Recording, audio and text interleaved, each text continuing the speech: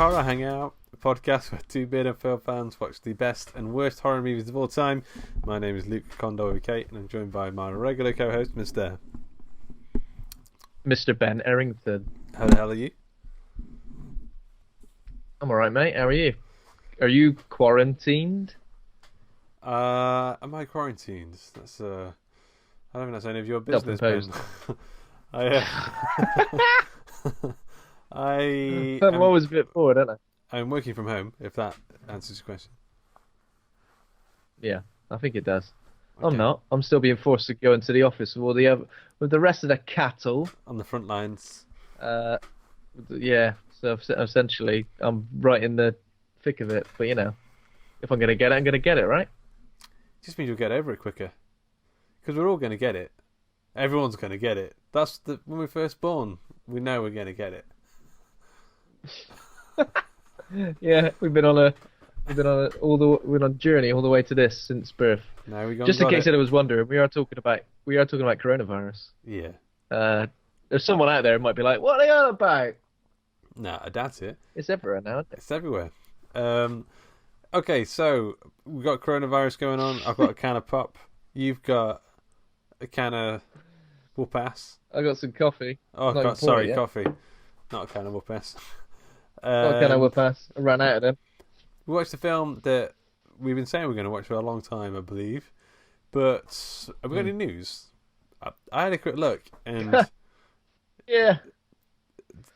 Well, obviously, we're a bit light on the news, so I guess we're going to have to talk about all horror and genre-related projects that have been affected by the coronavirus pandemic. And I'm sorry to keep going on about this, right? I know it's going to annoy some people, but, you know, we need to briefly touch upon it before we can allow you to forget about the current impending doom by listening to two idiots talk about a horror film. Shouldn't be touching upon anything. So let's get this all up. No, shouldn't be touching upon anything. Shouldn't be touching cloth or anything. So Quiet Place 2 was going to come out this week. That's been bloody postponed indefinitely. So obviously the promo train was pretty much at full speed for that. And last week it got pulled. Done. Who knows when we're going to see this, Luke? What do you think? I am quite excited about it. And you are right. The train left and was on the rails, and then we missed it. Or like it feels like the train's been cancelled. I don't know. Floods. Do you think that should these companies, right, just stick these films on demand, seeing as so many people are going to be at home anyway? No. Oh. Someone's talking about this before. So why not just make them digital downloads? If they did that, they will destroy the cinema companies. Like, because people will watch all these things that are going to make the cinemas a lot of money. They're probably putting a lot of sort of eggs into the baskets of being able to premiere A Quiet Place and that kind of thing. As soon as everyone's watching them at home, which most people would anyway, they're probably going to pirate them. But the cinemas are going to lose out on so much of that Wonga. So much of that tasty Wongas. It's going to slip out. I think it completely it depends. So the cinema industry, so the box office Hollywood film industry was the lowest since like the late 90s. I read today when Bring It On was in cinemas. That was the last time things were this bad in terms of making so much money. And obviously, I guess we had The Hunt and we had Bloodshot out on Friday. So not like terrible like choice of what was going to be out. A couple of quite interesting ones. I decided to go and watch one of those. So did you? Yeah. But yeah. So essentially, if it seems like this is going to be for a little while of completely stopping any sort of social interaction, then surely putting something on demand is going to make accrue a little bit of that Wonga, rather than just completely lose out for weekends on end. Well, I'll put that to you, Luke Condor. Yeah, the production companies and the financiers, but not the cinemas. The cinemas, you mean the actual cinemas? I got you. Yeah, the cinemas are going to lose out on tons of money. They're that makes a lot more sense. It's like they had product that they thought they were going to have to sell, and they maybe staffed up for it, put posters up, and we know those posters are expensive. So, do you think if the government say don't go out, don't go to the cinema, don't be in a group of more than however many people, eventually we're all just going to go around in those Zorbs to the cinema, wheeling ourselves in, Bubble Boy style? I like it. I like going to the cinema as well, and I especially like going to the cinema when there's hardly anybody there. So it's not something I kind of think of as being my I number one social. Yeah, I And prefer if we had a cinema each. That would be ideal. yeah, yeah. Let's put that to them. Let's Cinemas put each for people. Boris. Sort us out. Boris, cinemas each. Come on, everyone should have a cinema. Everyone should have a restaurant, and everyone should have like a bowling complex. That's the that's the Holy Trinity there. Yeah. You'll be entertained for at least an evening. Have you Great stuff. So in terms of entertainment, have you got like stuff to do at home? What are you going to be doing to entertain yourself? Oh yeah. Well, I'm still other than, at work. I'm still currently. Oh yeah. Oh yeah. Other than the obvious. Other than yeah, stroking small animal. So I'm still at work. So life hasn't really changed drastically for me currently. It will though. Do you not think? Do you think your office will say you lot need to go home? I kind of hope so, but at the same time, I don't know. I feel like they got their claws in currently. And I don't know why, because I work for a company that's like the alcohol industry. So if people start going to pubs and restaurants and clubs, people are going to stop selling alcohol. Like we're not going to be needed while this is going down. Yeah. I mean, it is pretty terrifying. We discussed this before we were recorded. Like it's pretty scary stuff. Like I was definitely a couple of weeks ago going, don't worry about this shit. Come on, we're better off. The government wants us scared so they can control us. Yeah. And I still believe that to a degree. At the same time, like this is something. I mean, if they're trying to scare us or not, it's still going to have an impact on like our jobs and finances and the way. Yeah. I don't know the way the country goes in the next year. What's scary about this stuff is that we don't really know when it's going to end. When's the end? Yeah. The end game. When do we know when this is going to finish? And will it have constant repercussions that last for years on end? Probably. Yeah, but to answer that question, I've got loads of stuff to do. I've got games. I've not played. I've got books I've not read. I've got never-ending cycle of films that I want to watch. The only thing I need to worry about is sustenance and wiping my ass, because obviously people are really take that on terms of people's list of keeping entertained, fed and watered. Wiping their ass seems to be right at the top on that list, which. I've got a lot of respect for people for that. Mate, I always buy bulk buys of toilet roll. It's just cheaper, and you just keep it in the house. I mean, there's nothing worse than running out of toilet roll. Listen to if that's what you're saying, Luke, and again I respect you for that. I've never usually got more than 4. 4 is like my limit. You don't have to. You don't have to be too tempted. If you're using if I got 4 sheets at a go, if you've got that too many. Yeah. I know what you mean. I'll be going mad. I've got a palace, fort's made of them. It's showing off. But currently, but despite that, I bought a pack of 9 recently, which for me was really pushing the boat out. Big spend. That was nuts. So yeah, other things that have been postponed. The New Mutants, which feels like it's been. Oh really? Again? Pushed back, postponed forever. By the time it comes out, it'll be the old Mutants. It'll be the bloody old mutants. All the actors and the actresses in these films will be 10 years older in real life than they were in this film. So that Guillermo del Toro produced Antlers, which we spoke about briefly, has been postponed as well. So that's been postponed, even though it wasn't supposed to be released until April the 13th. Yeah. Stranger Things 4. The work on that has been postponed. Walking Dead and Fear the Walking Dead, shooting of that has been postponed. Jurassic World Dominion, which recently started shooting, that's been postponed.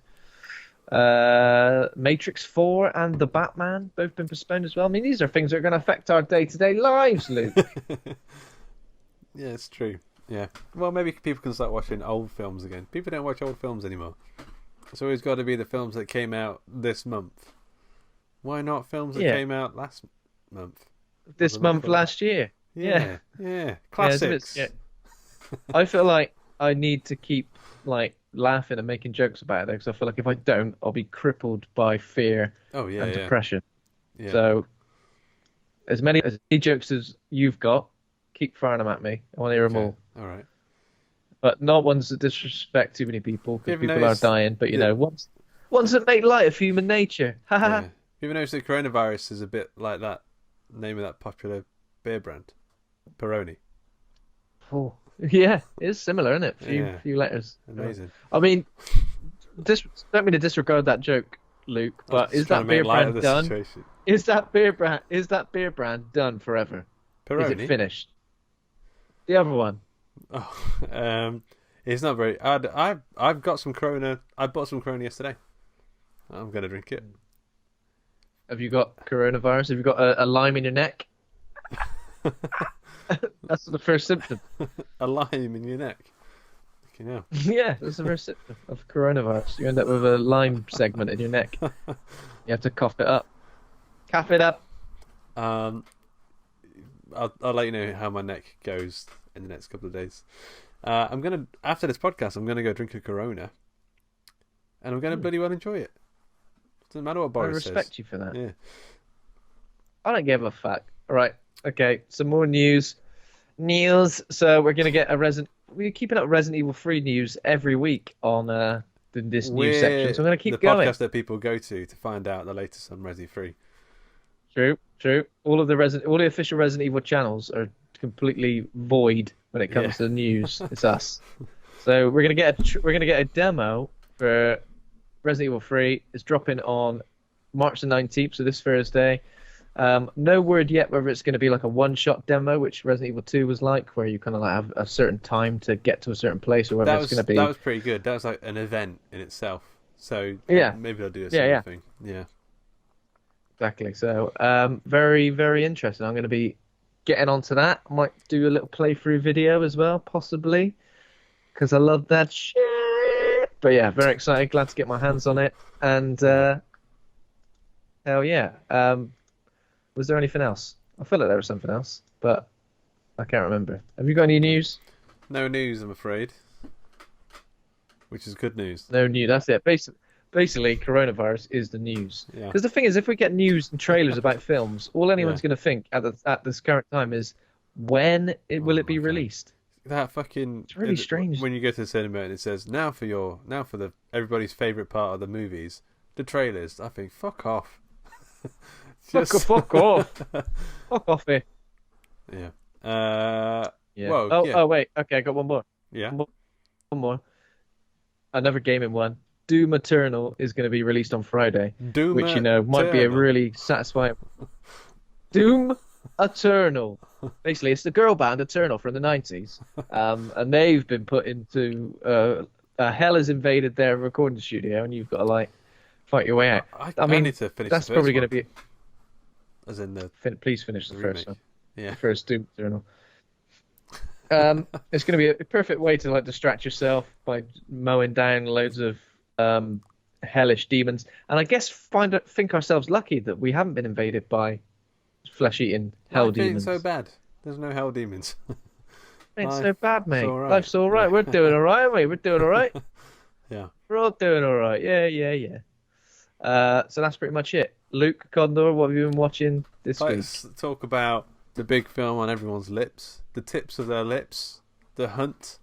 I had no interest in watching this at all. I mean, from the trailers, which I didn't enjoy watching, it set it up as it's a bog standard.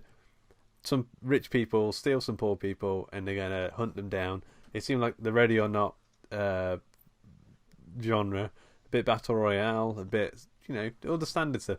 But I didn't expect this film to be so playful and twisty-turny and kind of satirical in a sort of stupid way, in a stupid, fun South Parky kind of way. Yeah, I mean, if anyone's looking at this film and finding it genuinely offensive for any reason, like I've seen a lot of right-wing people, left-wing people sort of saying it sends up this, sends up that, like it clearly knows what it's doing and it doesn't take itself seriously at all. I thought it doesn't take. Go on.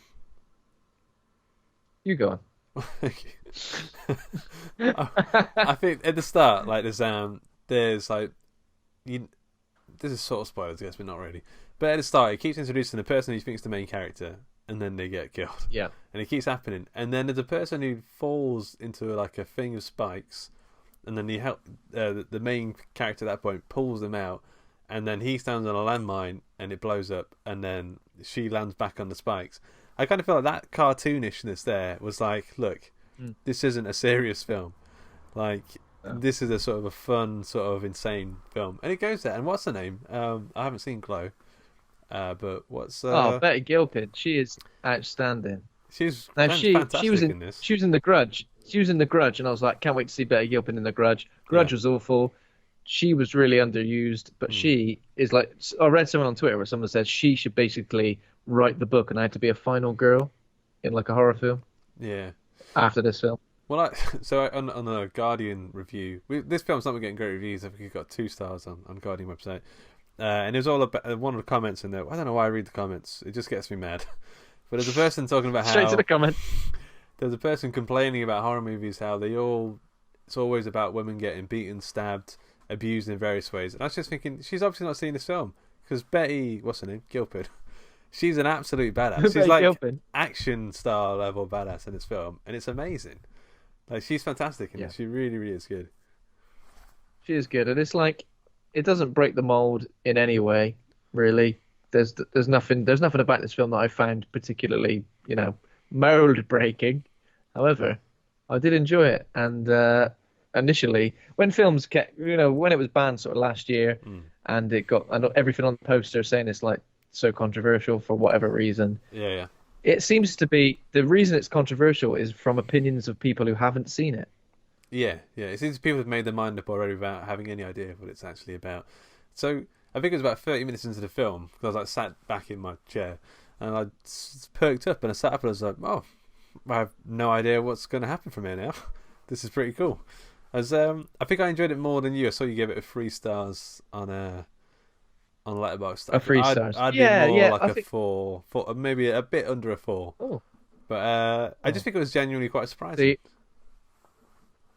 I'd probably give it a high 3. I tend to do this thing on Letterboxd where I give it a 3 star, but I also like it. So that's almost like a high 3 for me. There's a bit that really made me laugh. I don't think it goes with the there's the shopkeepers and the guy starts drinking the drink and she screams that it's poison. I won't say anymore, but yeah, it's funny. It's there was I won't say any more ever, but there was a bit that made me laugh where a character becomes convinced that another character is basically lying. Yeah. And you kind of think, of course he's not lying. And then it revealed that he is lying, and that reveal was awesome. I was pissing. Pissing me pants. Yeah, it's good. It's fun. I mean, when I think about like this year, we've had The Invisible Man. This was something else. Wasn't there something else that was pretty good that came out this year so far? Hit the cinema. I feel like we're doing pretty well this year already for horror movies. Yeah, I mean, I've seen some shit this year. I mean, I've already seen. Oh yeah, like The Grudge, The Grudge, The Boy 2, Fantasy Island. Oh, man. These are things that I didn't particularly enjoy. Yeah. But The Hunt, that's a middle of the road one. And then things like Underwater was good. Oh, Underwater, that's fun. If you could say that's a horror. Yeah.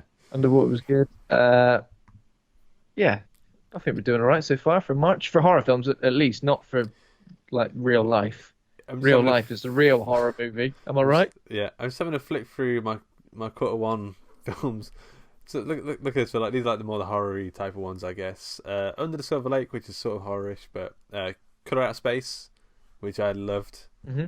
Come to Daddy, that was a lot of fun. Daniel Isn't Real, that was a really interesting and fun horror movie. Invisible Man, enjoyed that. VFW didn't really. Invisible Man. And then The Hunt. That's some cool films this year. Oh, so I'm currently just reading that Universal is releasing The Invisible Man, The Hunt, Emma, and a film called Trolls World Tour, which I think is like the third Trolls movie, on demand. I guess shaking your head. I don't think they should do that. I think our there we go. On our Sunday, cinemas aren't going to last long if they do this. Yeah. I mean, it's a shame because I'm always kind of feel like cinema will never die, and then something like this happens, and it's a bit like fuck. I think if anything, something like this really shows us how close to the bone every industry is, like to being completely obliterated. Well, they always say that everyone's always 2 months from homelessness. Like yeah. We're never that far. Maybe that's just to make us feel scared and to keep us working. I don't know. But I'm terrified, mate. What about you? Did you watch anything? So I watched The Hunt. I went and rewatched Monster, the Charlize Theron as Eileen Wuornos. Never seen it. Movie. Never seen it. Well, I've definitely. I thought I hadn't seen it, but then when I was watching it, I was like, yeah, I've definitely seen this before. So it's directed by Patty Jenkins, who did Wonder Woman and the soon released Wonder Woman 84, and she hasn't done much else. So I thought that was a bit of an odd. Yeah. To have a film that did so well with the Academy Awards and then not make anything for so long. But Charlize Theron just pretty much disappears into the role of Eileen Wuornos, and I guess it kind of presents the crimes in a way that doesn't kind of make you side with anybody. Like, you know they're crimes, and you know that she's a serial killer, but you kind of understand her, but you don't like think that she's right, if that makes sense. Yeah, you kind of I don't know where really I stand treads with all the line. The true crime stuff.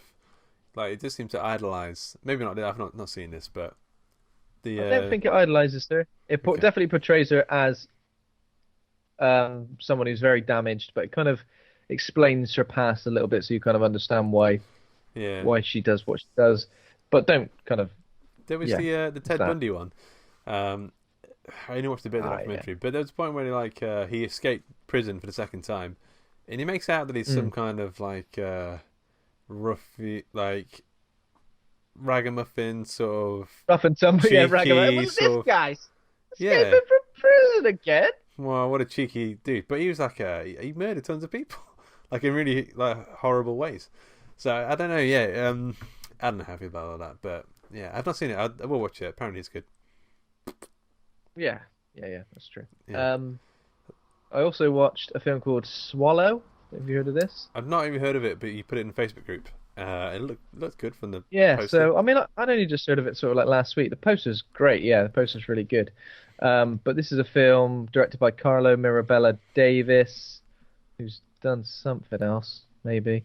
Anyway, so it's about Hunter, a newly pregnant housewife, finds herself increasingly compelled to consume dangerous objects. What does that mean? And I was like, she eats things. So she eats marbles, thumbtacks, batteries, sharp things, scary things that should definitely kill her. Yeah, and it's almost like... Is it good? It's a weird... there's a lot of sort of...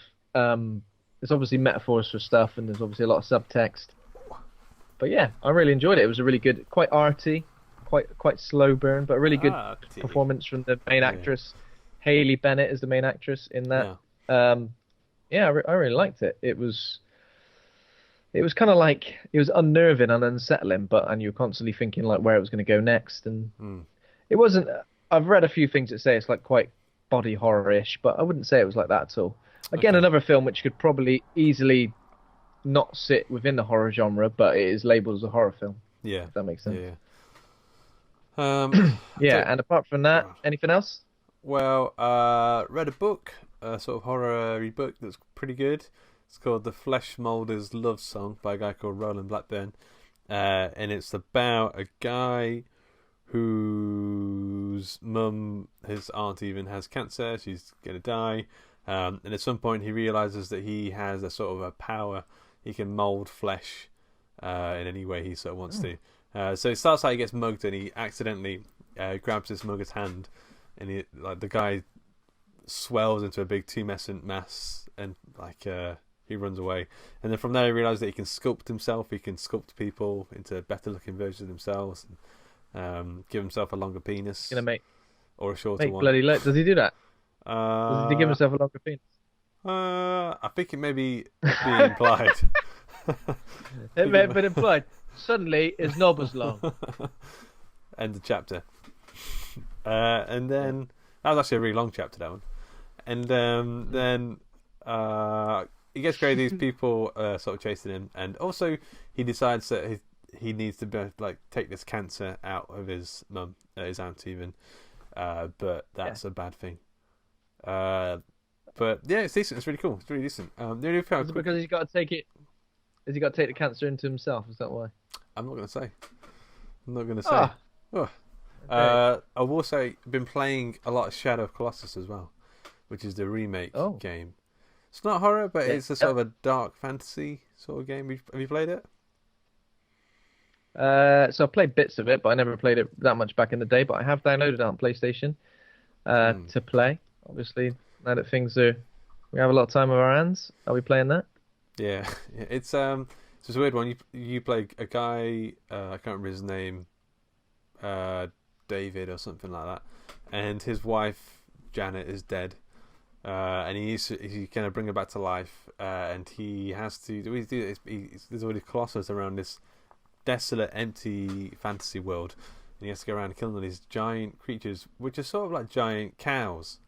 Like they all sort of have this sort of bovine, playful. They don't look like they deserve to be killed. But they're not evil creatures. So there's a weird thing where you finally manage to kill one. You feel proud, but you also feel really. The music comes in. You're like, I've done a bad thing. I should have done. Kill that colossus. Yeah. If ever I hear that music again, doesn't matter what I would have done. If I've just watched the parts, but I've left one on the side, I'll hear that music again. Oh no, I've done a bad thing. You better wash all the pots now. Gotta do that last part. I bought over the weekend, and I've been playing a little bit the Blair Witch game on PlayStation as well. Yeah. Yeah, seems pretty interesting so far. Quite an interesting take on the story. Well, on the premise, sorry, of there being a bloody Blair Witch in the woods. Is it like this guy called Ellis Resi 7 Outlasty sort of horror? I guess so, but I mean, I don't think I've quite delved into the horror elements of it enough yet. Okay. Currently, I've got a dog review. You've got a dog review called Bullet, who kind of has got lots of different controls and different things you can do with the dog. It's kind of all built around that, like the dog finding things and you following the dog and all that jazz. Mm-hmm. You've got like PTSD, so it's all a bit, wobbly. Yeah. You know what I mean by that. It's all a bit. It gets all a bit wobbly. Does the controller get wobbly? Yeah. So controller gets a bit wobbly. So I like it so far, but maybe a bad time to start it because with the Resident Evil 3 demo coming out and the new Doom game coming out, I'm worried that I'm probably going to get distracted. But I wanted to give it a go, so let's give it a go. Yeah. There you go. Other than that, I've just I watched a lot of Hell's Kitchen. It's what I do when I'm not wanting to invest emotionally or mentally into anything. Just put Hell's Kitchen on. Why not? Yeah, I like that. I like stuff. I like a bit of Hell's Kitchen. I do the same, but I watch Catfish on MTV. Well, yeah, we've been through all of those. Yeah, I mean, it's fascinating. I'm not really one for reality TV, but this is almost the kind of every time it's some. The format always works out pretty much the same. There was that one guy who he turned out to be a guy who was trying to. We didn't know if he was gay or not. Have you seen that one? It's like the most. Is it with the guy who was like trying to just screw people up and he comes in slow clapping? Yeah, yeah. Well, obviously, gay. I don't think so. No? Why you started you've been in a sexual relationship? Why you got me there? In a sexual relationship with this man for like 2 years or something, and he goes, "Yeah, well, that's a good point actually." Maybe I am. Yeah, and I also I've just remembered one other thing. I watched Spirited Away for the first time. Oh, so a lot of these Studio Ghibli films are on Netflix now, which is going to give me a chance to go and watch them because I know I don't think I've seen them, like any of them, which probably sounds mad. Yeah, we had a big DVD box. Spirited Away. Go on, sorry. Okay. Spirited Away has got loads of horror elements in it. Yeah. Some of this stuff's truly distressing. Yeah. Pigs, like the no face ghost dude, and just the story in general is pretty horrible. Like a kid, basically, parents just turn into pigs, and she's suddenly working in a bathhouse. It's messed up. Yeah, getting a job. Okay. Horror. We had the box set, so we went through tons of them.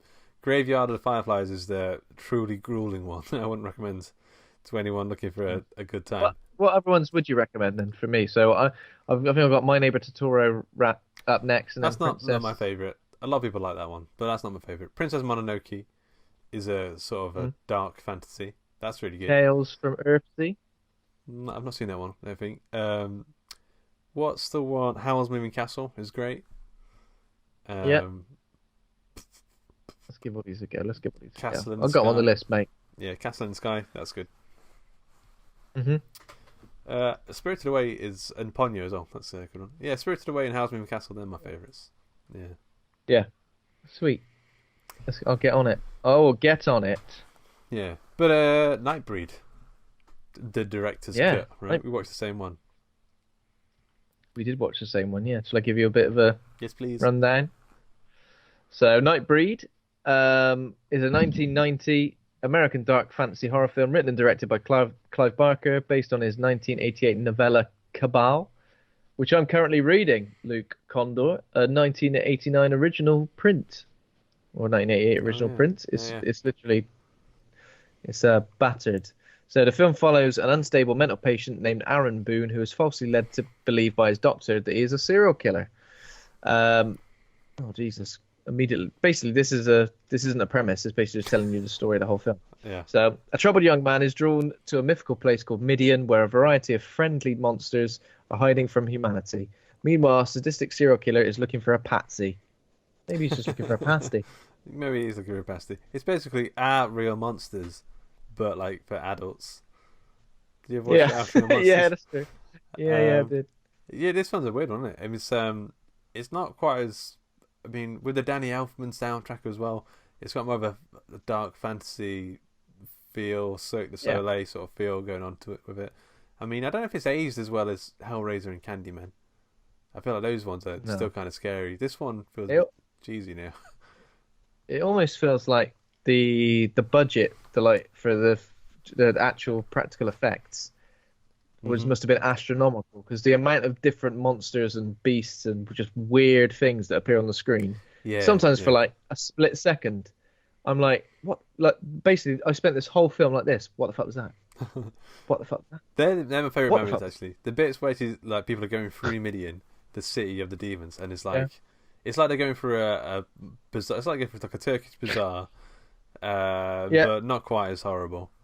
But it's those are the best bits.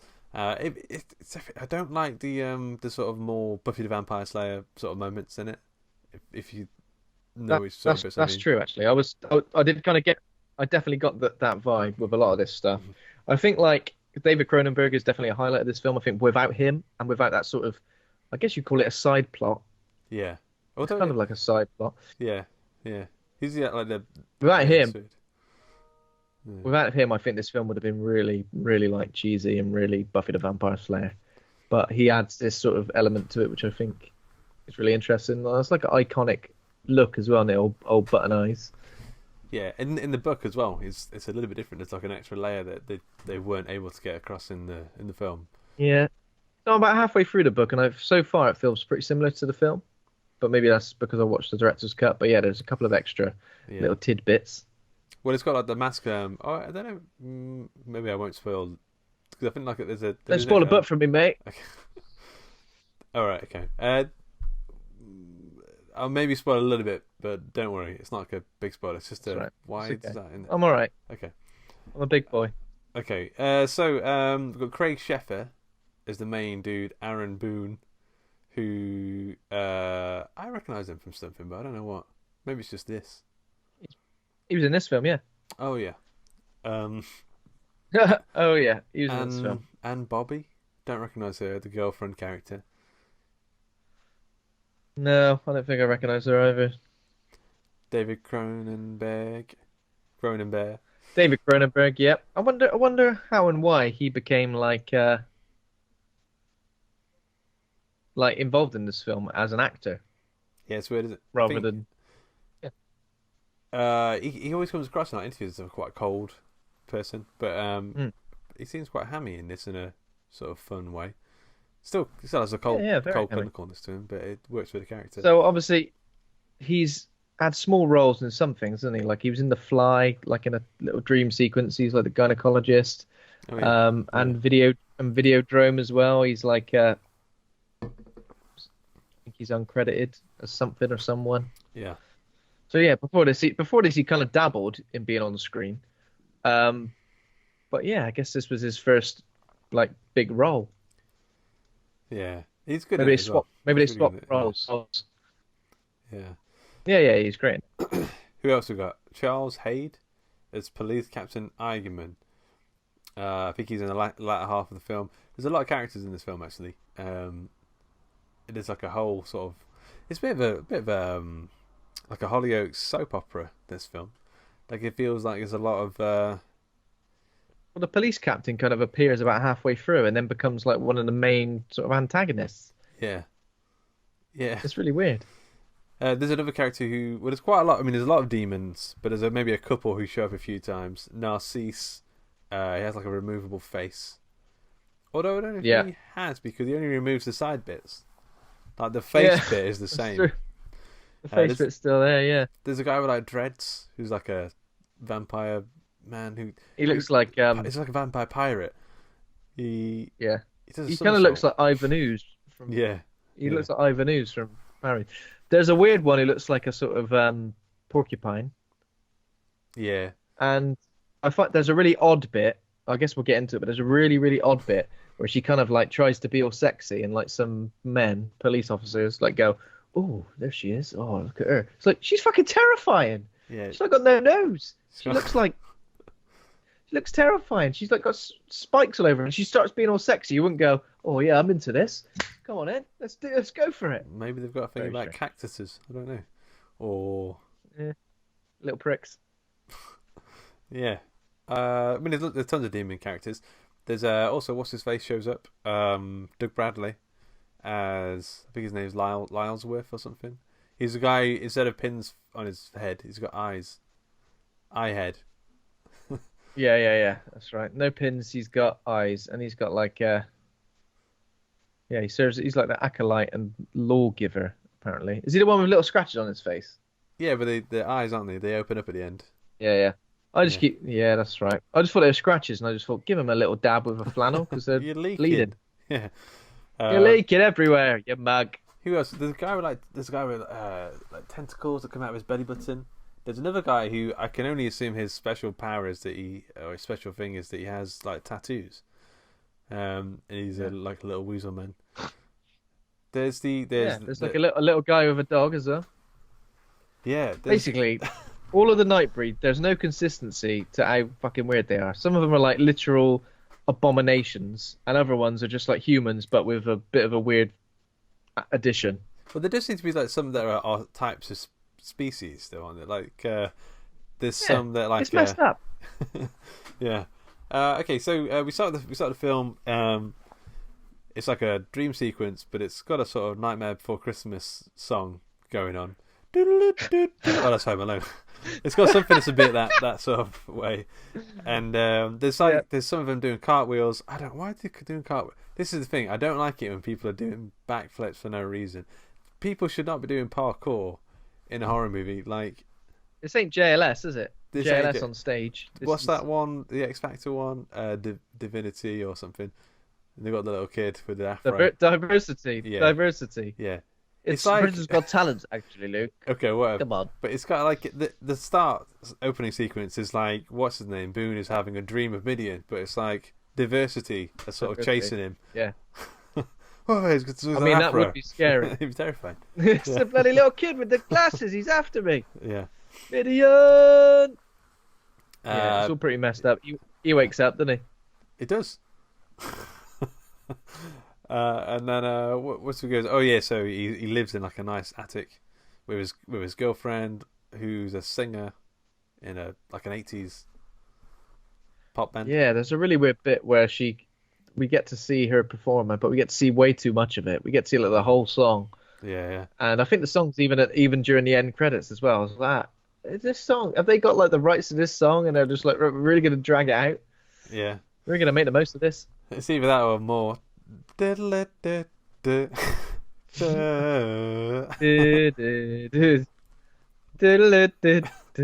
just got the Home Alone soundtrack.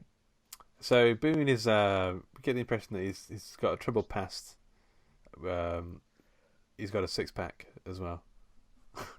A troubled past and a 6-pack is always the right ingredients for a hero in a film. But he's got like why does his girlfriend want him to go see the doctor? You were making. Oh, you were saying Midian in your sleep again. It's time for you to go. Who's Midian? I'd be like, Midian. That's like a brand of symbol, isn't it? I was like, what are you saying that for? No, it's not. I mean, I'm pretty sure it's not, but it sounds like it. Sabian or something. So they're like, get yourself to the psychotherapist. His name's Philip Decker, and he's a lovely bloke, and he's got a load of photos of grisly murders he wants to show you for some reason. Yeah. What's the reason? Why? First he says, "I want you to come around. I need to show you something.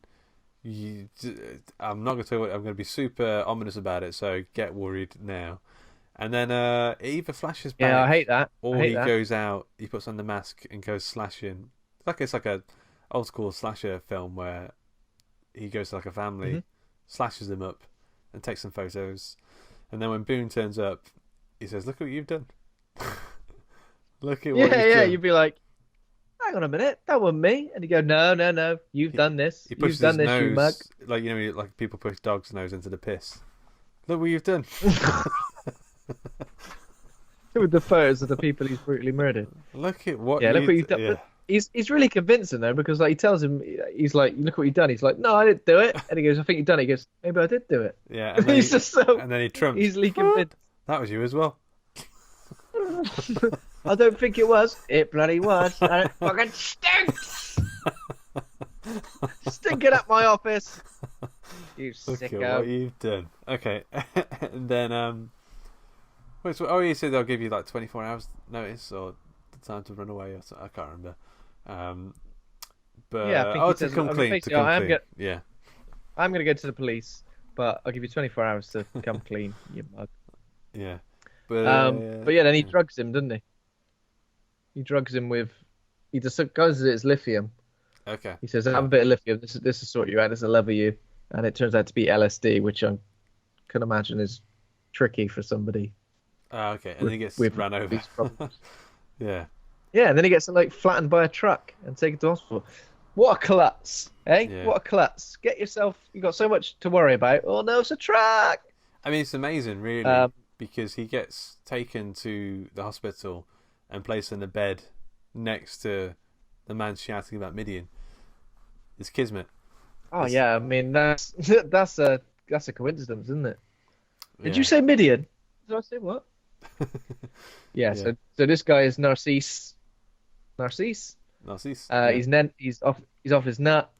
He's convinced that Boone is there to test him, and then he gives Boone directions to Midian, and then thinks he's got to do something to prove himself. So he tears the skin off his face to show his true face.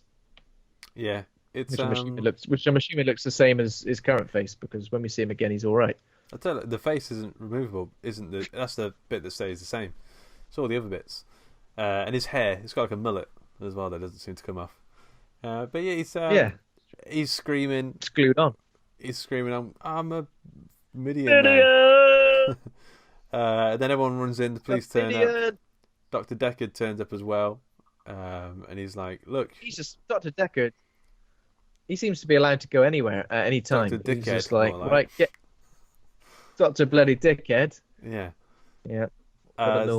So but by this point, Boone's a bit more convinced about Midian. But Dr. Deckard chases him out. Bad boy.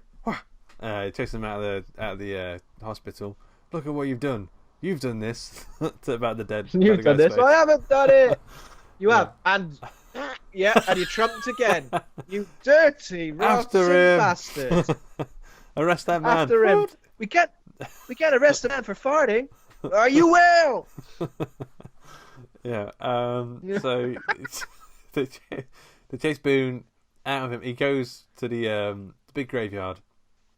It's like a giant graveyard. And it's like a giant graveyard, but when they get into the graveyard, it's basically a TV set from Buffy the Vampire Slayer. Yeah. It's where she goes hunting vampires. Yeah. It's where she goes. Yeah, and why wouldn't you? I mean, to be fair, but Buffy's like a late 90s. This is late 80s. So I mean, it's ahead of its time, for sure. Yeah. Well, this celebrated 40 years of being a film recently. That's actually insane. Yeah, that is actually insane. I can't remember. No. Apologies. 30 years of being a film. That's which is I think that was originally that was the reason we mentioned this to do this, because of the 30 years. And so, did you say you've seen this before? I've seen it a few times. Yeah. Okay. So I don't think I've seen it, but again, I'm familiar with a lot of the visuals. I just don't think I've actually sat down and watched it. My bad. Yeah. Okay. So around this point, how are you feeling about it? Yeah, I thought it was pretty cheesy. I thought it was pretty over the top, but I was kind of enjoying it. I watched it. Me and my girlfriend watched it. We were kind of like just laughing along to various things, and Yeah. shit talking it. When you're just shit talking a film, going, "Oh yeah, look at these bloody idiots! Look at these idiots! Oh yeah, yeah, yeah." Hate watching. You were hate watching it. I don't know about hate watching. Okay. I didn't want to hate in it. Like I was just enjoying the over the top nature of it and the cheesy stuff and the ridiculous characters. It's like when we were watching Freddy vs. Jason, and every time Freddy went flying off the screen. That happened like 5 times. That was fun. Though. That's weird. Yeah. Yeah. Good time. Good time. There's a blinks in the distance. Okay, so he goes to Midian and he finds all the demons, but they're like, yeah, but you're not a demon. And he's like, oh well, whoops. Two demons like come up behind him and go, "Oh, yeah, come here then, you knob." And then they go, "Oh, we can smell you. You smell like bloody human." Yeah. And he goes, "No, I've done a few murders. I'm a bloody monster." But the dreadlock one says he smells his innocence and attacks him. There's a dreadlock guy, and then you have one Kinski who's got like a face like a crescent moon. Oh yeah, of course, yeah. Why? I mean, if you're gonna make a monster up, why would you go? He's a sort of there's lots of pirate-looking people in this film. Sort of a pirate, but he's also a crescent moon for a face. He's also a crescent moon head. His chin, he's got a Bruce Forsyth chin and a forehead I feel like if they were going to do all these monster stuff, don't show them off as openly so soon, because they're doing cartwheels within the first 2 seconds. And like, if you're going to keep the tense, you need to hide something. Basically, they just hired a load of gymnasts. They didn't have any actors. They couldn't get any actors in. They just went, "We got a load of gymnasts in. They're gonna have to do backflips. Oh, we want them to do some acting." We've got Pinhead, but he hadn't brought his pins. We just have to use his head. We have to use his head and put some scratches on his face. That's his best feature, his head. Yeah. Yeah, I mean they should bury the lead at least a little bit, but they're right out there. What's his name is like, "I'm going to chase you," and then Boone's like, "No," and then Peloton, that's his name, Peliquin, yeah. Okay, so he chases him, and his dreads are shuddering through the it's all nice. And he probably did. Maybe there's a cartwheel or some sort. He probably does. He does. That guy. He's a backflip. I think he does. Why? Yeah. So he's like, "I might be scary, but I'm also very, very athletic." Yeah. But he's great on a pommel horse. That one. Yep. Okay, so he. So not like after this, Boone escapes and he leaves. He goes, "Right, maybe that Midian ain't for me." He gets there. He gets bitten on the neck as well. Ah, that's right. Yeah, he gets infected. Yeah. Yeah. But then he gets infected with the Midiona virus. Yeah. And he gets shot. Fuck. He gets out. But Dr. Decker's like, "I'll speak to him. He's got a gun." I mean, he stitches him right up, doesn't he? Yeah. So he gets shot to death. Gets taken to the morgue. The morgue people are taking the bullets out, and they're like, "Wow, they really they killed the shit out of this guy. He's definitely not coming back alive. This guy's dead as fuck." Yeah. Yeah. And basically they say, what else do they say about him being dead? Well, he's dead. Yeah, they just get... Isn't he really dead this one? Yeah, I think they say, yeah, he's dead. But he returns to life in the morgue. And just leaves. He's dead. And I think someone does go, "Oh, shit!" at some point. Yeah. He's dead. You can take him away. So he needs to take us to the morgue to confirm. So he runs away. I don't know if he does anything. He just gets out. He doesn't attack anyone, does he, or anything? No, he just runs away. Does his face start transforming at any point? Don't know. I'm gonna say does his forehead do this? That's the Buffy thing as well. When your forehead. Yeah, when your forehead wrinkles. Your forehead Is he a vampire? His forehead's wrinkled to fat.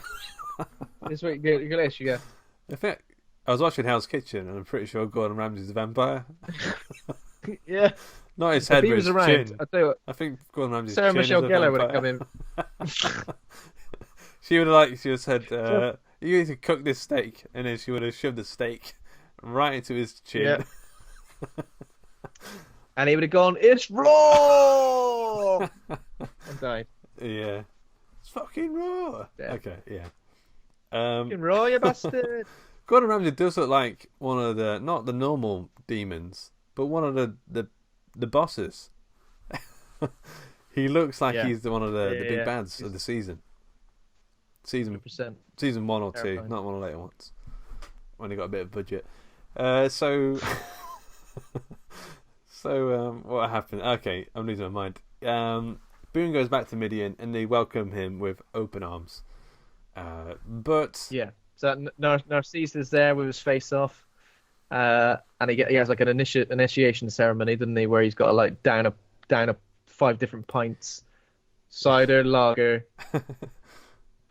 stout, lemonade, and milk. And he just chunders everywhere, and they go, "Hey, he's fucked it." I feel like that ceremony was meant to be like a huge deal, but it was like just in a back room. And there's like 4 people. It was like... Is anyone else coming? Is anyone else turning up to this? Nope. No, we should just carry on. Just get on with it, mate. But like later on, like there's the Midian... Well, okay, so we'll come back to those bits in a minute. What's the face? The girlfriend starts doing a bit of PI work, and she starts to hunt him down. I don't know why she knows he's still alive. Well, he escapes. Yeah. Okay. Yeah. So she goes to Midian. She hangs around with the bar. Starts hanging around with a lady for some reason. This in the book, I feel like this goes on for a lot longer. I think the lady says at one point, she's crying. She goes, "What are you crying about? Is it money or men?" And she goes, "Oh, it's a man." "I knew it. It always is." And my ice is not maxed out, she says. The ice is maxed out. It's this coronavirus that's going to happen in 30 years. I just had a thought about it. Yeah. But what's his face? He's on the prowl. Deckard is on the prowl. Of course he's on the prowl. Oh, bloody, what's his name? Deckard. David Cronenberg. Yeah, Deckard. That's it. So what does he do at this point? So the lady drives Boone's girlfriend down to Midian so she can have a look around. Whilst she's looking around there, Deckard kills the lady. So. And when Laurie's exploring the cemetery, she finds this like horrible, dying, weird creature just in the sunlight, doesn't she? Yeah. They say here it says dying wolf-like creature, but is it a wolf? It almost looks like it looks like an alien from that film Mac and Me. Do you remember that? It was like an ET rip-off in the 80s. Oh yeah, I used to watch like Mac and Me. Yeah. Yeah. We used to basically looks like that. We used to think it was good. I used to think it was good. Yeah, I used to think it was good. I was like, E.T. Have you seen it E.T. recently? Mac and Me is where it's at. Have you? It's awful, yeah. There was Mystery Science Theatre that did it recently. Oh, really? Mac and Me. There's a bit where he's in McDonald's dancing on the table, and everyone joins in, and he's wearing like a McDonald's jumper or something. At the time, what were you thinking? This is fucking great. This is super. When I was a kid, I don't know what was wrong with me. So Laurie goes into Midian for some reason. She goes looking for Boone. She goes into it. Maybe this hasn't happened yet. I don't know. But this is a good moment. I think. Because when she finds that creature, when she saves it, and another one of the Nightbreed basically says to her, "It's Rachel, this woman who can like turn into smoke." But she gets Laurie to bring the creature into the sunlight, and it turns into like a little girl. And the little girl's like, "Oh, bloody hell, that was a scary time." Sunstroke. Yeah. So she basically just goes looking for Boone, like in Midian, and sees loads of the different monsters. I think Peliquin scares her off eventually by flicking her in the face with his purple dreadlocks. He does like a crab maneuver. He does a splits, then she runs away. So look at the angle on this. Boone does turn up, doesn't he? Boone does turn up. It's a weird bit where she's trying to find Boone and she kind of just sees him in the distance constantly, topless, just going into a different room. But then it's got come back! It's got teeth for a face. That one. Yeah. But there's like there's other cool creatures in it. There's like a fat guy. I think he was just fat. There's He was nothing to do. He's nothing to do with this film, was he? He was just a man trying to go about his business, and you went, "There's a horrible creature over there from the world Midian." Just an overweight man. I think there wasn't there? How much were the creature? How much were the creature effects? How much were the physical, the practical effects for this? Must have been thousands. Oh no, it's just a fat man. Oh, right. Give him a break. Thousands of pounds worth. He's lost 4 pounds in the last month. There was I'm sure it was just there's a guy who there's another fat dude, but his face was on backwards or something. There's sort of like impractical monsters, practical effects, but impractical. There was a load of weird shit where you'll not be able to walk around. You can't live like that. There was like a man made out of knees. Fucking... You're all joints, mate. You can't. There was a man made out of knees. There was just like a blob at one point, just like it didn't have a face or any sort of limbs. It was just a blob with some bits, tinfoil on it. I don't know. There's a mad shit. Where I'm just like, mad shit. Yeah. If you watch this film under the influence of pretty much anything, any carcinogenic, that'd be it. Done. Yeah, so she's bouncing around. There's like a bridge. It's like some rooms. There's a guy. What is he doing? He's talking to his tentacles or something. She goes down and she finds, and they're like, he's downstairs. Narcisse says he's downstairs with Baphomet or something like that. Because Boone's been doing some bad stuff. He's got to get his wrist slapped. Look at what you've done. Baphomet says exactly the same thing as what Deckard says. Look at what you've done. She goes past her. She nearly gets attacked by, I can't remember the called. They're like super bad demons, and they're so bad they keep them in cages. Shit, what are they called? The big, I know what you mean. Big bad monster, look like a fly when he's fully transformed. But they're darker. But they're like I kind of berserkers. We'll work out in a bit. Something like that. Yeah, that's it. That's right. You got it. Okay. They're berserkers. They're just loads of, basically, where even the Nightbreed were like, you look mental. Yeah. Get yourself in the cage. And that guy was made of knees. All right, fine. That guy was made of knees. It was two talking knees, just like that. Like, you were fucking disgusting looking, you guys. I don't understand you. It's like loads of creatures. It's like loads of creatures from Labyrinth, but just on acid. Yeah. But she makes it down, and she finds Boone, and he's like, who's that statue?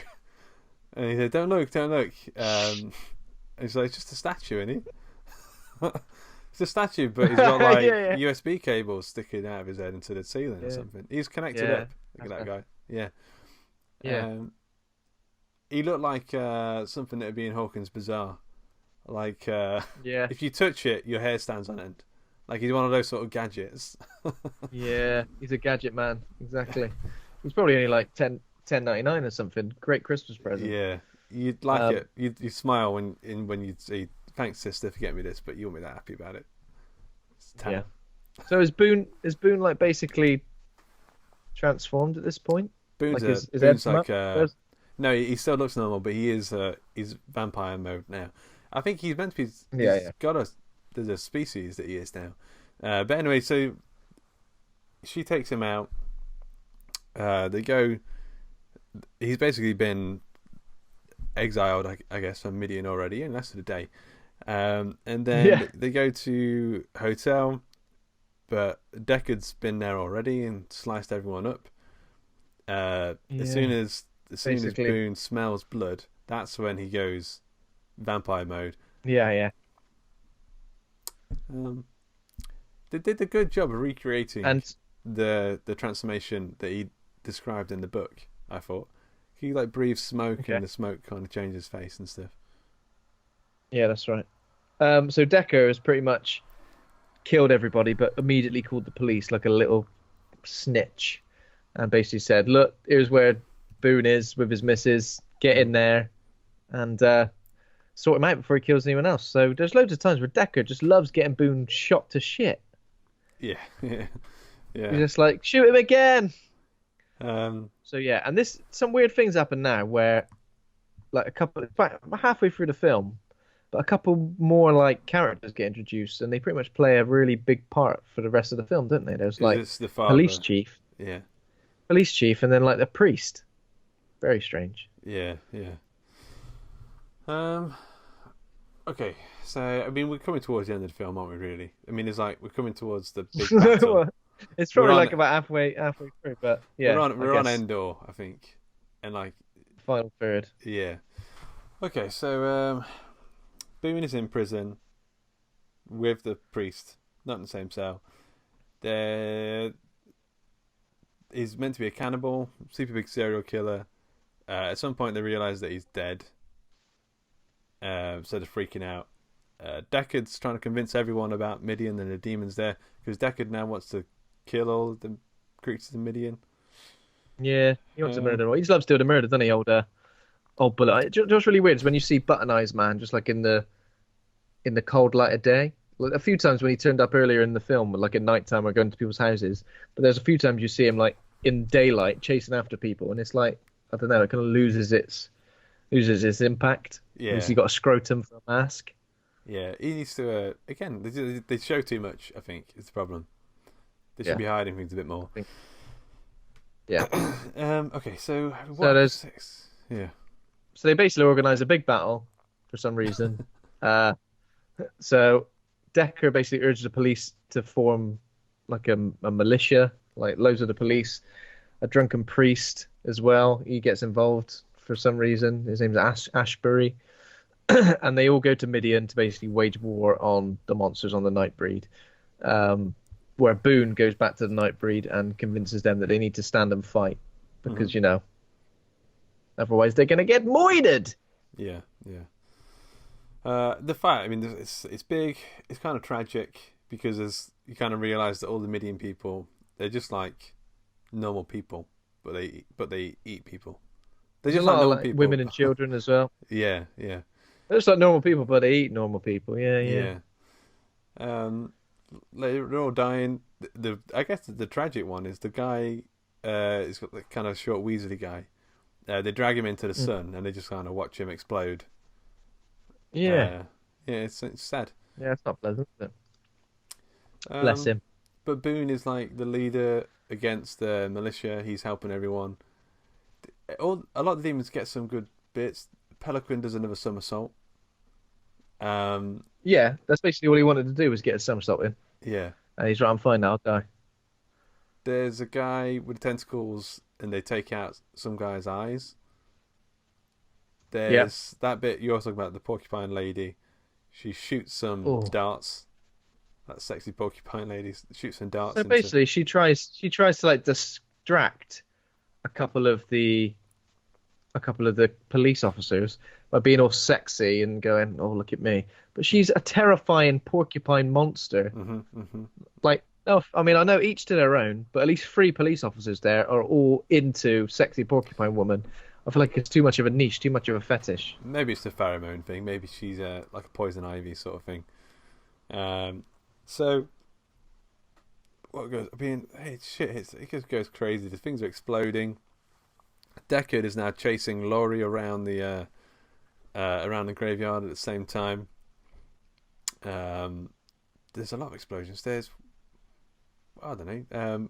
At some point, what's his face has to let out the berserkers, and they're like a nuclear weapon. They sort of explode out of the ground. Yeah. I mean, bit in the streets. Remember that bit in the Streets of Rage when you were kind of like up against it, and then you pressed A, and the police turned up and shot like a rocket, and it killed all the enemies. That's pretty much what these berserkers are. They basically press A. Yeah. I don't know, man. So I guess Boone and Deckard go into Midian. They're like chasing and fighting and scrapping. Yep. How does Deckard die? I can't remember how Deckard dies. I think Boone kills him, but I can't remember exactly how it happens. Yeah. Don't he like to strangle it? They're fighting a lot. There's a lot of like them hanging over the edge of ledges, just almost dying. I think Deckard just falls. Doesn't he fall to his death? He gets his mask taken off, Yeah. Button Eye's mask falls to his death. Yeah. And then Baphomet. So basically, Boone faces Baphomet, and he says that Boone's caused the end of Midian, but it's been foretold, so that's all right. And he basically says you've got to find a new home for the Nightbreed, and your name is no longer Boone, your name is Cabal. And he goes, "Oh, look, it's Boone. Yeah. It was nice." Now it's Cabal.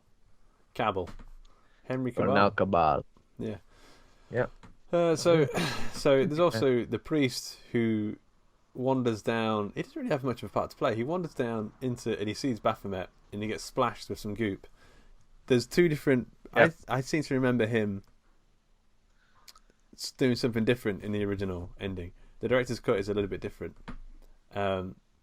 Yeah. So I don't know. So they all sort of run away, or the police all give up, or something.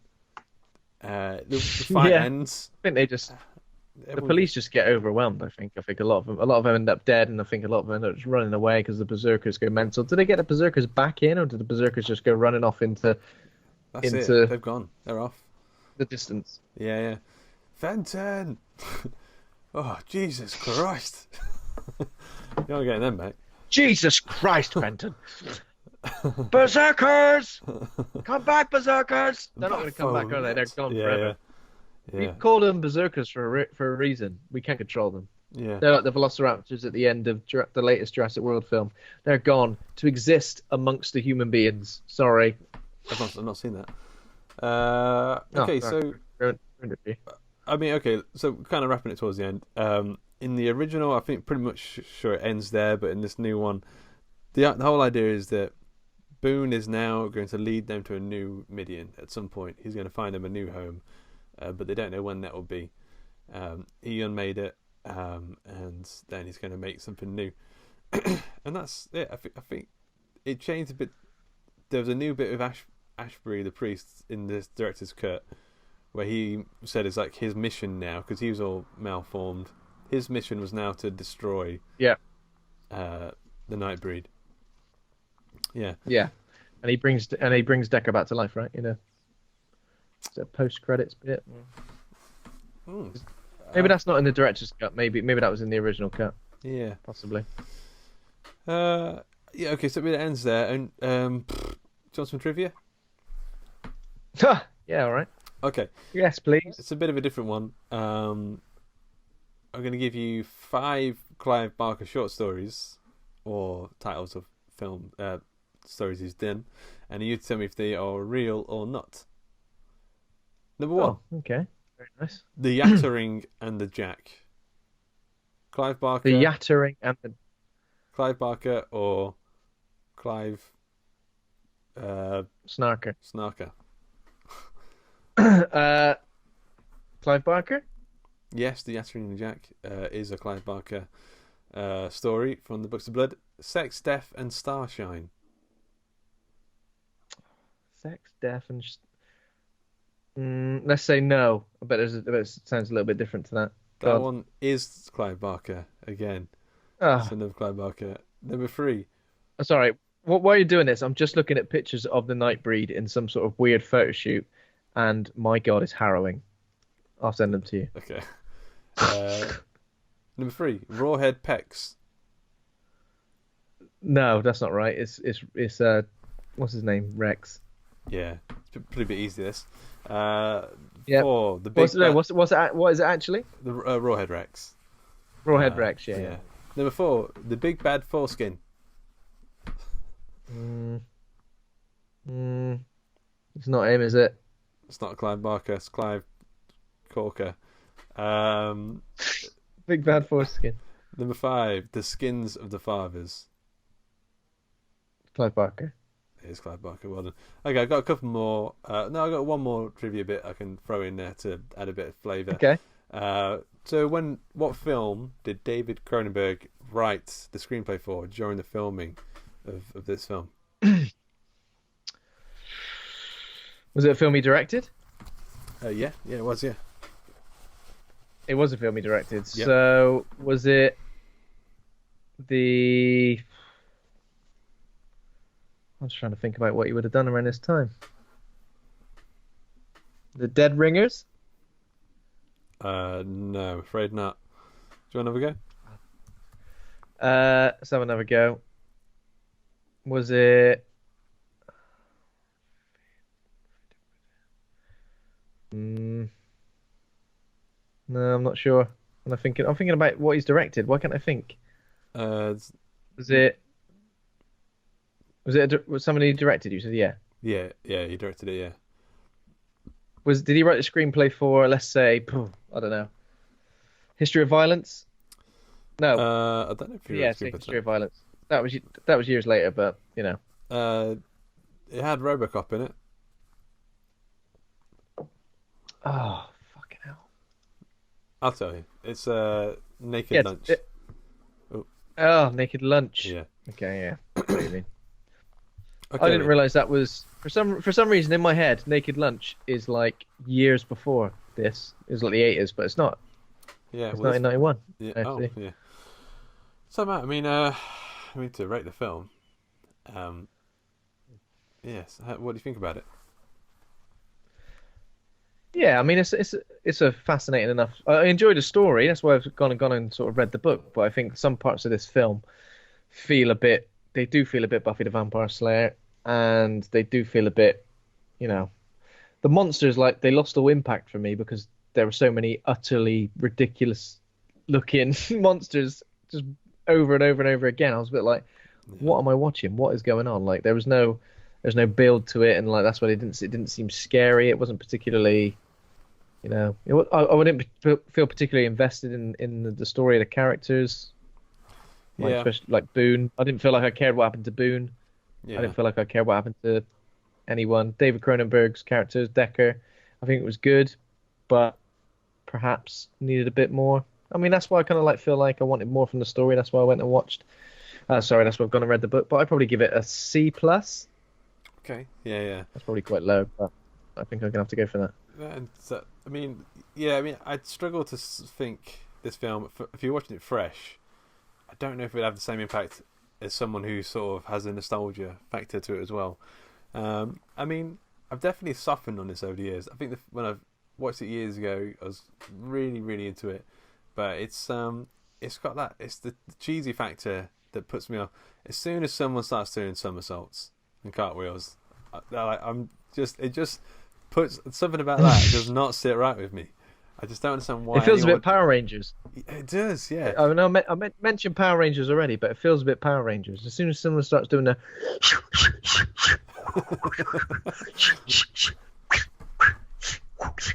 I start thinking Power Rangers. Yeah, exactly, yeah. So, that does put me off a bit. I'm going to go with a B-. But I've got to say, I don't know if maybe B-. We can never walk through the same river twice. So maybe in 10 years' time when I watch this again, I'll be I have a different mind. 10 years' time. Are you looking forward to? Are you looking forward to 10 years' time? Do you reckon we'll still be alive and kicking? Well, no, but there'll be a TV show, Nightbreed TV show at some point, hopefully, maybe, and it could work quite well. Or maybe they'll do the whole Riverdale thing, and they could do that. They could. And it would work. Yeah. Maybe. I'd be interested. I think if they made a TV show, they'd have to really, sort out the monsters. Because I'm sure for 1990 the monsters were great in this film, but now looking back at it, you're a bit like, my God, there's a load of messed up shit in that. There's even a guy in it who's just like, the guy who's got tentacles coming out of his stomach. Yeah. Just looks like Johnny Vegas. Just looks like Johnny Vegas in makeup. Yeah, I know what you mean. Where did you see you sent that picture? I want to see. Oh, what, of all the... I'll send them to you. So basically there's a photo shoot with loads of Cabal creatures. Too far out in the open. Why? And I don't know, they're just not scary. I don't know. We're asking too much, I guess. But Crescent Head was a step too far in the wrong direction. Yeah, Crescent Head was a bit mad. Ivan Ooze was a bit nuts. The Man Made of Knees, the sexy porcupine woman. The overweight man. The overweight man. Everything was just a bit too rubbery and weird looking, I felt. The the Porcupine Woman looked great, but again, everyone kind of looked a bit like Buffy, but also like the Star Trek TV show. You know, when aliens turned up in that. I would love to see is Guillermo del Toro do a Nightbreed TV show, like an 8-episode Nightbreed TV show with his sort of monster design aesthetics, like the Pan's Labyrinth looking monsters, because he does dark fantasy to such a good point. Whereas I feel like Clive Barker has the imagination, and the stories are great, but I don't feel like in this point in time he was able to create the sort of the right visuals for the monsters. But yeah, I mean it's a fun film. I think you'll have fun watching it. I think anyone would. But they were 2 steps from doing a flying kick. They were just about to start doing like blocking punches like that and stuff, and I was like, nah, it's not for me. Yeah. I mean, as I said, I'm just looking at them now, and the monsters they range from being utterly ridiculous and nonsensical to being just like one of them just looks like Ozzy Osbourne with bug eyes. Another one just looks like just a homeless man. Another one looks like the demon, the devil, Tim Curry's character from Legend, but with black skin instead of red. Oh yeah, okay. I don't remember that guy. Do you remember that guy? Yeah, he hung around. It's almost like the monsters. Guy. Some of the monsters are like literal monsters that you would recognize from fantasy. Yeah. Like an actual demon with horns and stuff, and the other ones are just like a man with bad skin. Yeah. He's just got bad skin. He's pretty messed up. Yeah. He's just got bad skin, and you can't be one of the monsters. Well, I'm gonna be. All right. Okay. Yeah. All right. Let you off. I think we've done Candyman, we've done Hellraiser, we've done Nightbreed. Yeah. I would still like. So next week. Yeah, go on. I guess I still think we could do a bit of a Clive Barker. What's the film? There's some of the Books of Blood. There's the Midnight Meat Train film. There's the one about Midnight Meat Train. Yeah. Dread. There's Dread, which I think is really good. Yeah, there's still some good ones out there. And I think there should be more. There's some more Hellraiser to do, is there? Yeah. Yeah. Cool. Nice. So next week, I know we didn't have a major plan, but do you fancy doing something that's probably a bit topical? Yeah, sure. Yeah. And by topical, I don't mean a film about a virus outbreak. I just mean about, a lot of people are self-isolating. A lot of people are staying indoors. If they're using that time to listen to this podcast, then that's lovely.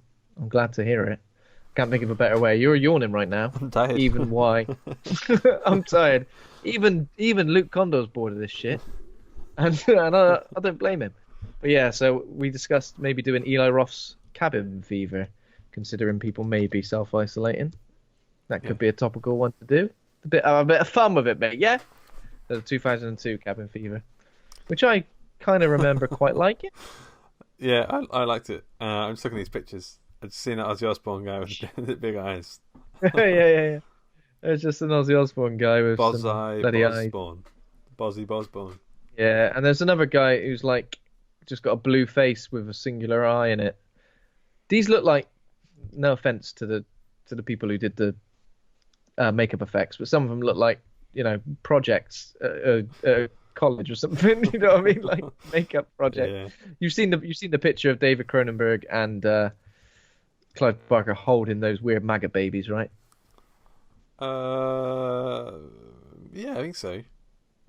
That makes That's a iconic picture. I'm just gonna get a nice little. I'm gonna get a screenshot for you of this and send it to you just to cheer you up. But yeah, we will. I'll share this in the group as well so everyone can enjoy it. The maggot babies. But yeah, if we do Cabin Fever next week, then yeah, that should be fun, shouldn't it? Sounds good. Cool. And then we'll maybe look at doing a horror gaming episode. Yeah. We thought about doing like a top 5 horror game episode, considering like me, you, and Andy always kind of touch upon horror gaming. Thought why not make it a little episode? Could be fun. Yeah. Very nice. Cool. All right, man. Okay, cool. So Thanks to everyone listening to the episode. Become a patron over at patreon.com/Hawk and Cleaver. Thanks to Kovacs Cameron for our theme music. Thanks to Acast for hosting the show. Thanks to the listeners. If you enjoyed the show, please consider rating and reviewing us on iTunes. Come and join the Facebook group. And thanks, my co-host Ben, for being a right horror dude. Nice one. Thank you, Luke, and continue to fight the good fight. And good luck in surviving the current pandemic and apocalyptic scenario. Pre-apocalyptic. We've got this. Pre-apocalyptic scenario. We've experienced enough. We've watched enough of these films, mate. We should be able to survive, all right? We'll see about that. Cool. Good luck out there. You too.